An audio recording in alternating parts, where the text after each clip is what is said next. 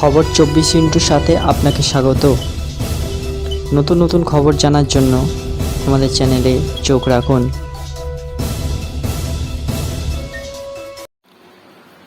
SSC মামলায় রায়দান করেছে Kolkata high court. 2016তে SSC নিয়োগের পুরো প্যানেল বাতিলের নির্দেশ দিয়েছে বিচারপতি দেবাংশু বসাক এবং বিচারপতি মোহাম্মদ সবর ঋদ্দিকির ডিভিশন বেঞ্চ।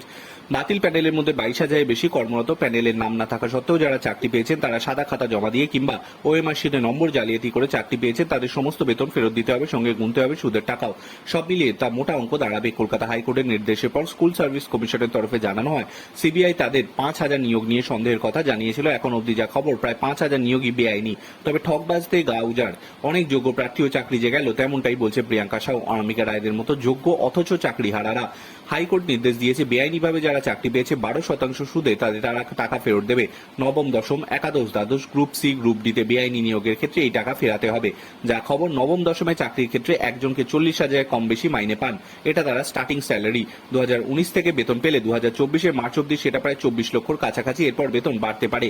একাদশ দ্বাদশের ক্ষেত্রে স্টার্টিং স্যালারি মোটামুটি 44,000-এর আশেপাশে। এই হিসেবে এগোলে 2024 অব্দি প্রায় 26 লক্ষ টাকা বেতন হবে ওই শিক্ষকের। এরপর টাকা বাড়লে বাড়বে মন পরিমাণও।